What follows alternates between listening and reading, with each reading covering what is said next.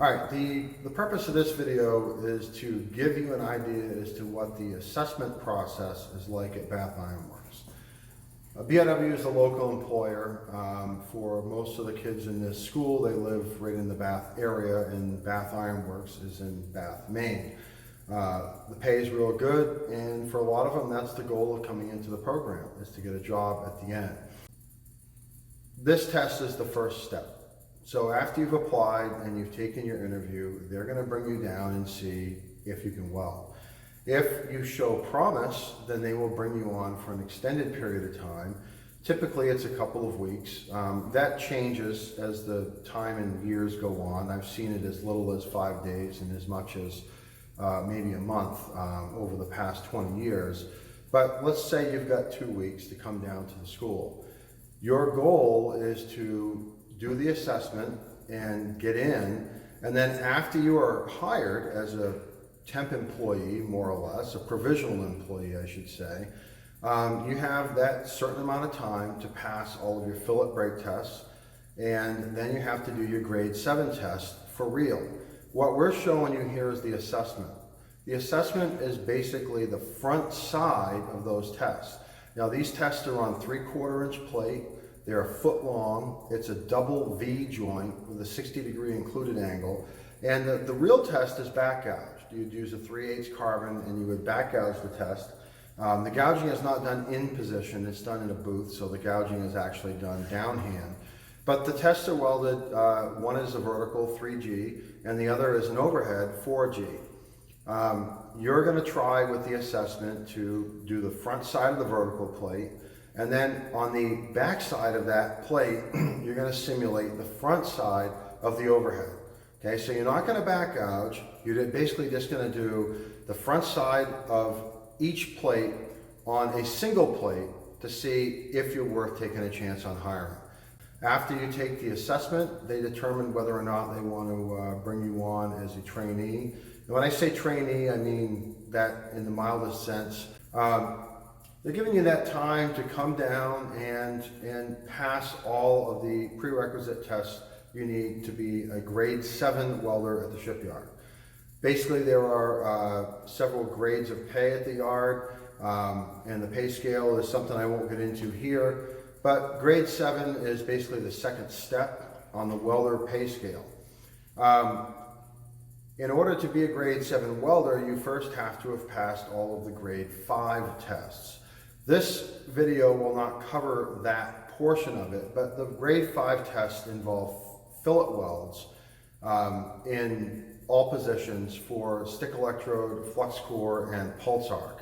Those tests are done with 107/18 for stick, 71T1M for Flux-Core in 052 diameter, and 045 diameter 100S 3 wire for pulse arc.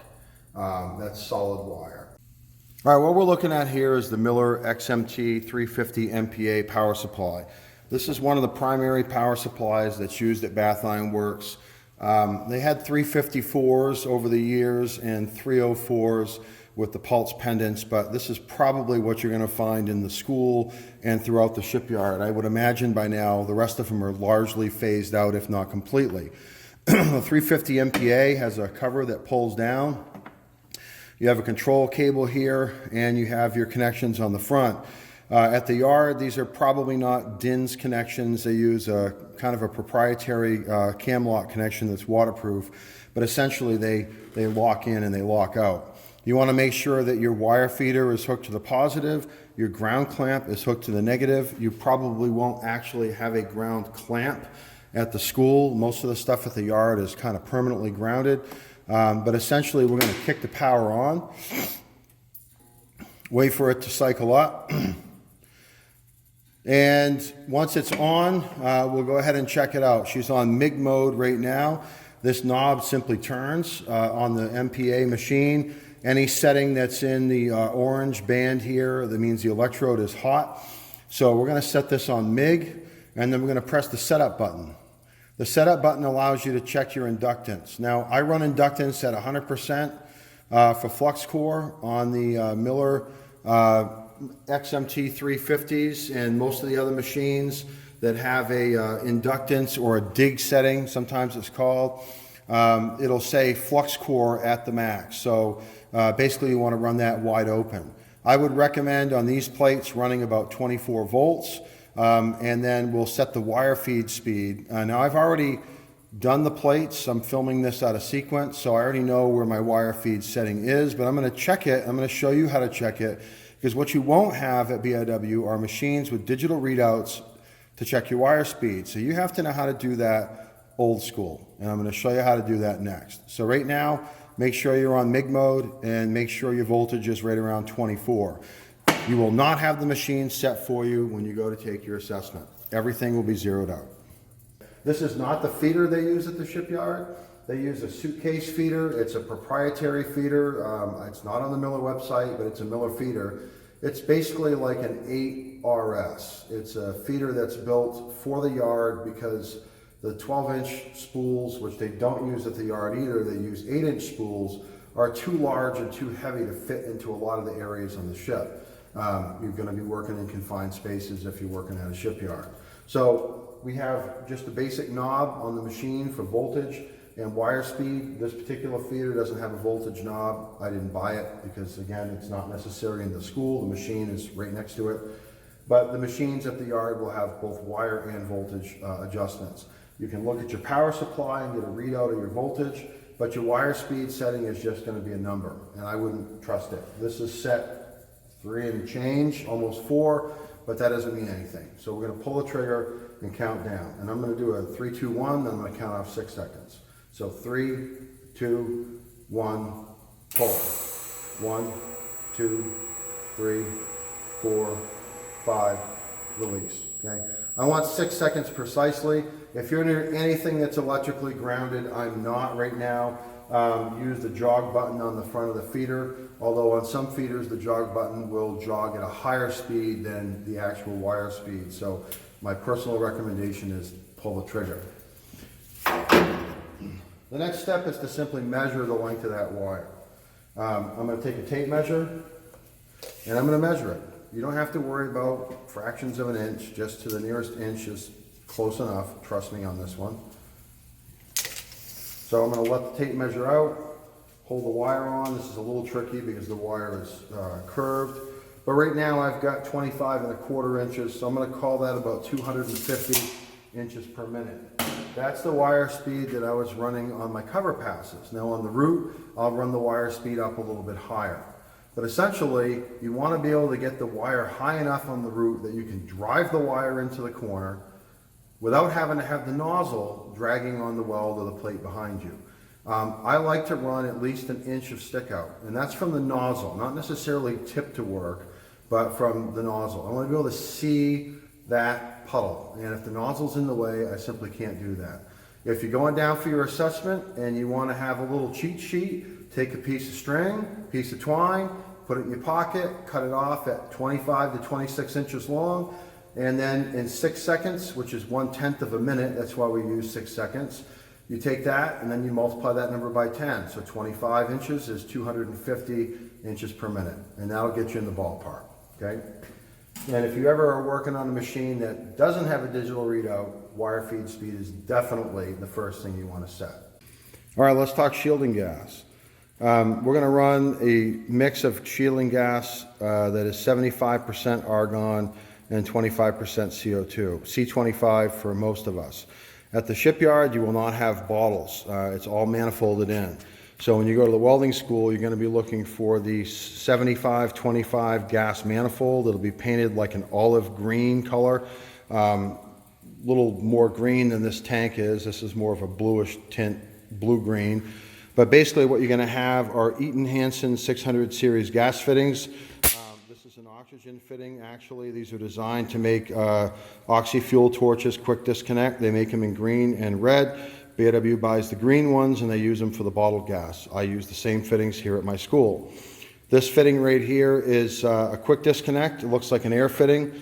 You press the collar back. On some of these, there's actually a little ball and a notch in this. They have to be lined up in order for the collar to go up. But essentially, you push the gas fitting in and you lock it down and your gas is flowing.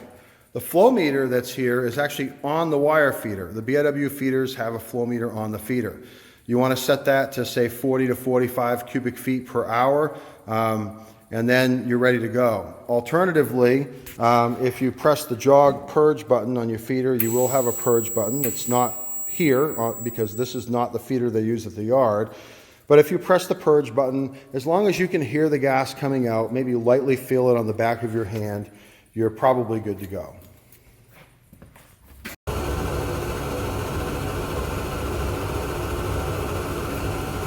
I'm going to start the root pass on this plate, and I'm going to start down low on the runoff tab.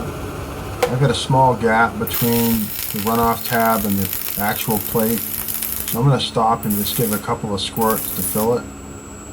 Now my goal here is to put a small root in that I can cover with a fill pass before I cap it. In order to do that, you've got to carry a lot of wire feed speed. If you don't have enough wire speed, you're going to end up filling the entire bevel in one pass. Now that's not a problem per se, but on a real plate that you would be back gouging, you'll have to gouge less if you can drive a small root pass in. So if you find that your wire speed isn't high enough on your assessment, you might need to just go with it and slow down and fill this thing in one pass. You cannot, and I repeat, you cannot grind out weld in order to make room for another pass on a mil spec test. You've got to be able to plan your beads.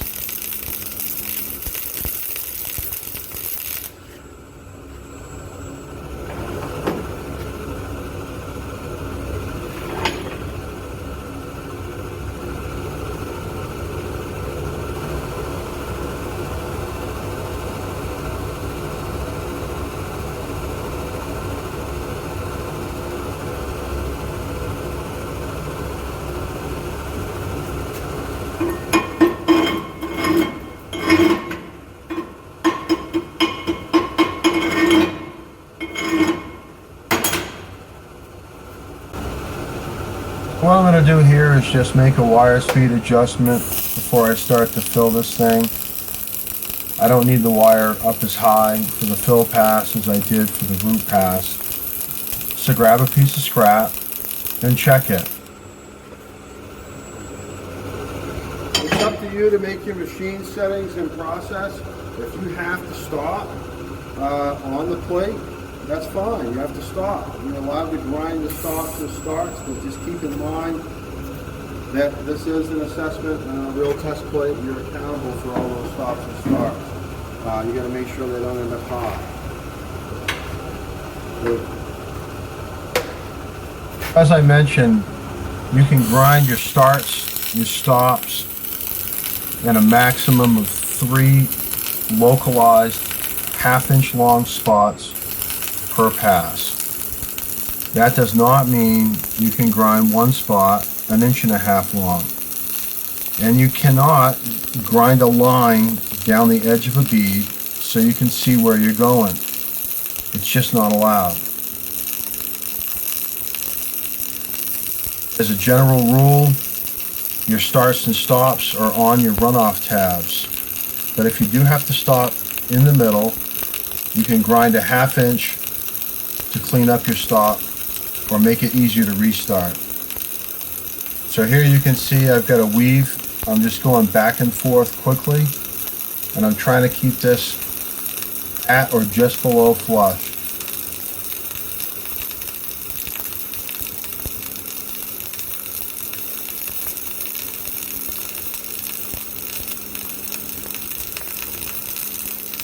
Gun angles are the same, level to slightly uphill, and when I get to the top of the plate, I'm going to run all the way to the runoff tab. I'm not going to stop at the end of the plate.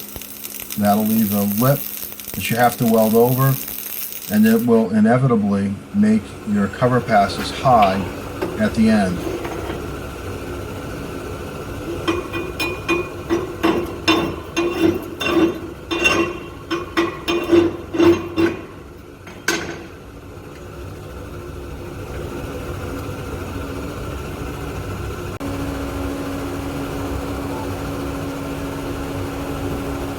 first cover pass coming up. This plate is filled right about flush. It's a little more than I'd like it. The fit up was a little tight. Again, it's a judgment call that you have to make, so I'm just making the call as if I was welding for real. I've got to keep my reinforcement below 3/32. Again, I've turned my wire speed down a little bit more, and I'm going to check it out in the runoff tab, and if I don't like it, I will I'll make another adjustment.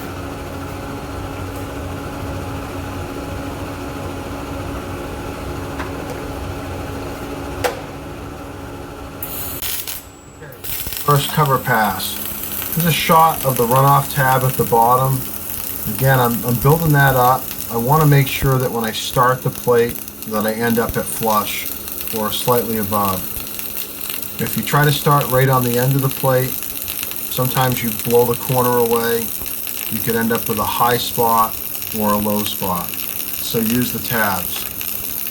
Now I know this is difficult to see. I'm new to filming welds, but there's a slight line on the edge and I'm following. You can see it in the puddle at about the 10 o'clock position.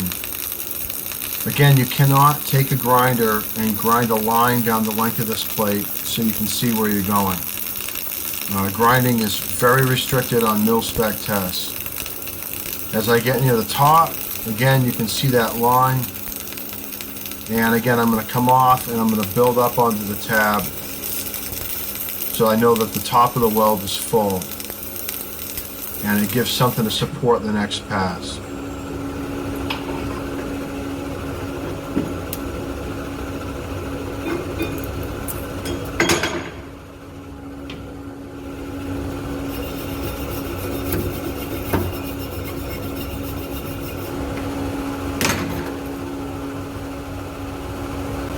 So there's the first cover pass.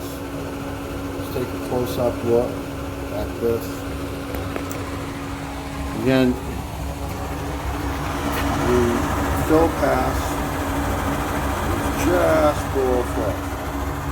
You can see that on the edge, just below flush. This cover pass is very, very light.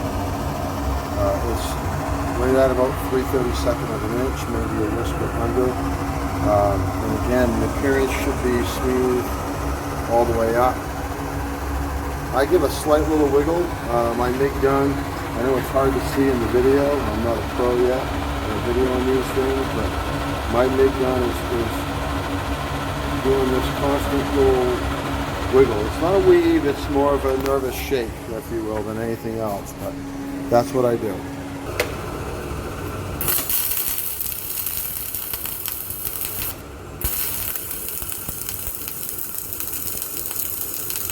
Alright, we're on the last cover pass.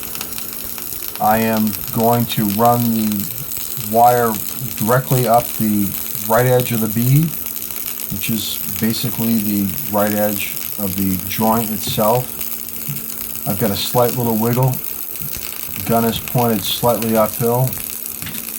My elbow is rested on the table and my hands are supporting one another. One thing I didn't mention earlier, but it is important to make sure that you can travel the entire 12 inches of the plate without making excessive changes to your gun angle. It's very easy to lock your elbow in and instead of lifting the gun up, point the gun up at a higher and higher angle, and you end up dragging the nozzle in the slag and you can destroy your cover pass. During the 5 years I was instructing at the shipyard back in the late 90s, I've seen this happen dozens and dozens of times.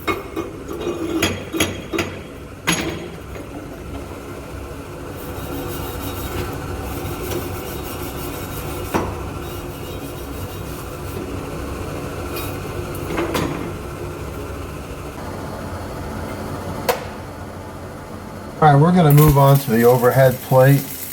Again, this is the back side of the joint that I just welded. Once again, I'm putting a small root pass in, which I'm going to cover with a single fill. That's not necessary for the assessment. They're basically looking at your cover passes to see if your welds look good.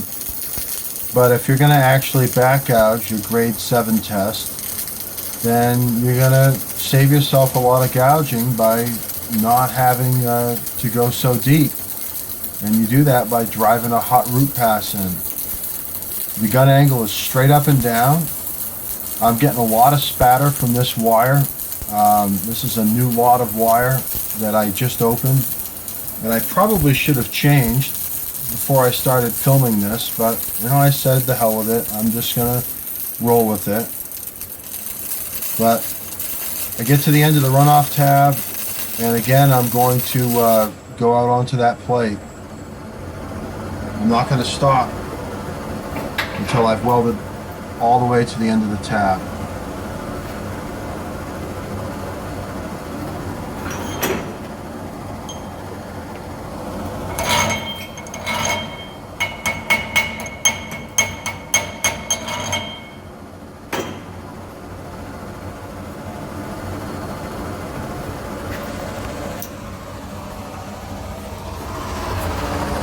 Overhead root pass. Again, the pattern is the same as it is for Flux-Core. My wire feed speed's off a little bit, a little different on scrap than it is up in that joint, but essentially straight pass. I was getting the crap burned out of me while I was welding it, but I grinned and bared it. Leather jacket would definitely make this easier. I'm wearing a green jacket because my leathers are at home. But I'll back the wire speed off just a touch.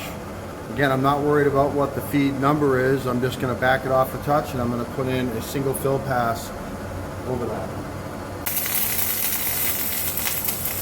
So this is the fill. Again, can't stress it enough. Start out on the runoff tab.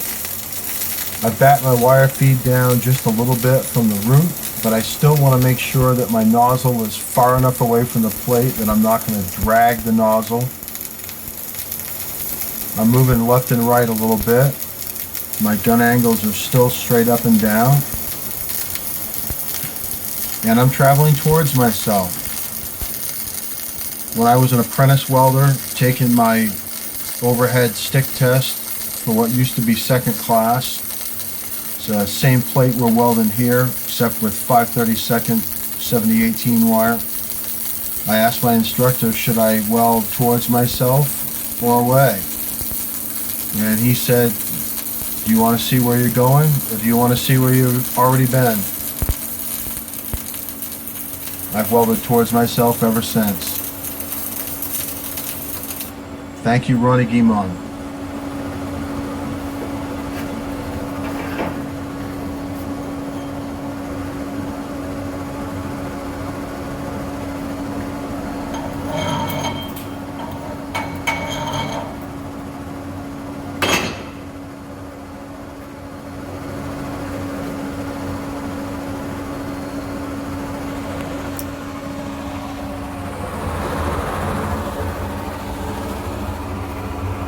Here's a shot of the fill after the slag's just fallen off.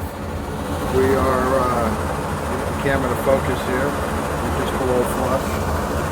And I'm going to back the wire speed off just a whisper more. Even though I am getting a lot of spatter. Not really pleased with the way the gun is feeding, but I don't have access to more liners right now, so I'm going to have to live with it.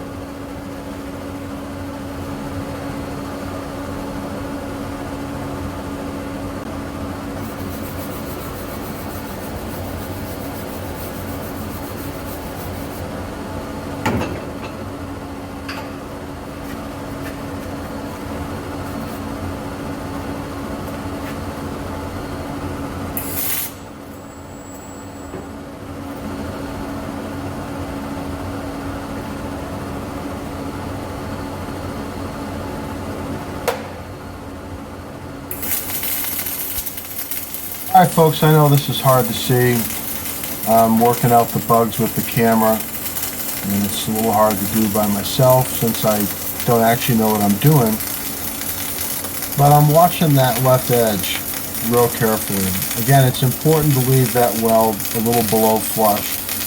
because you're not allowed to grind a line down the length of the plate so you can see where you're going. I've got a slight push angle, and I've got a little bit of a left and right oscillation going on.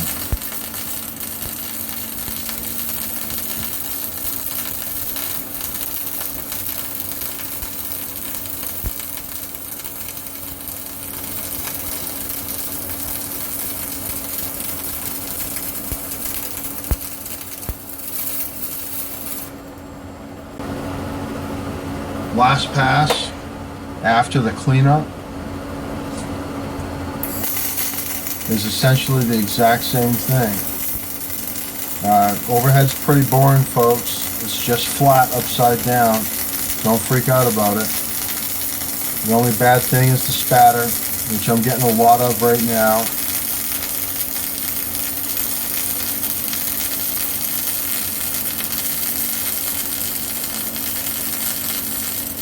There's a close-up, you can see just a slight depression. I'm watching that down the edge, and I'm trying to put that bead right on the edge of that first pass.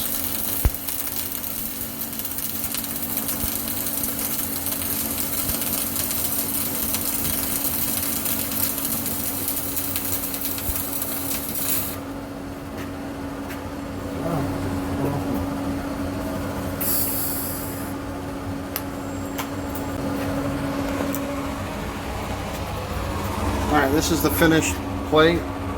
Again, as welded. I haven't touched it. The slide just fell off, which it should with Flux-Core. I can honestly say this wire is the spatteriest wire I've ever run. This is a new lot of wire that I just opened up. I don't get it, but man, I've never had a roll of wire spatter like this since that old Trimark crap we had at the shipyard years ago. I don't know if it was a bad batch or what, but you know, could be me, could be the ground, could be a number of things, but it just seems like it's spattering a lot. It's obviously not sticking to the surface because it's overhead, so the spatter's sticking to me instead. But that's it. That's your assessment. We'll take it down, take a look at it. All right, so here's the final plates right here. We'll talk about inspection criteria some other time, but basically what they're looking for is a good looking weld that is no more than 3/32 max reinforcement over the surface of the plate, and that's what we have here. Again, use the runoff tabs. Those tabs are critical. They're going to inspect the plate from end to end, so don't start your plate, you know, here like a lot of people do, and end your plate here like a lot of people do. Go all the way to the end on a mil-spec test. Obviously I welded two plates. I didn't weld just the front side and the back side. If I turn these plates around, this is actually my vertical plate that I welded for you on camera. This plate right here, if you look real carefully, there's a restart in the middle. This is a second plate that I filmed so I could get the camera shots of both the beginning of the runoff tabs, the middle, and the end. All right, folks, so we're all done. That is basically the assessment test for Bath Iron Works. Again, that doesn't get you a job welding, that just gets you into the school so you can try to actually pass those tests for real. I hope in the coming days and week to be able to actually do one of these tests with a back gouge.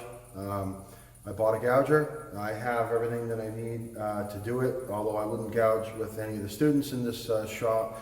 I'll do it on my own. I got a setup I think we can get through that process. But essentially to get hired, that is what you have to do. 052 Flux-Core, vertical overhead, double V plate, weld both sides as if they're the front side, and you got a chance at getting a job at Bath Iron Works. Good luck. Thank you.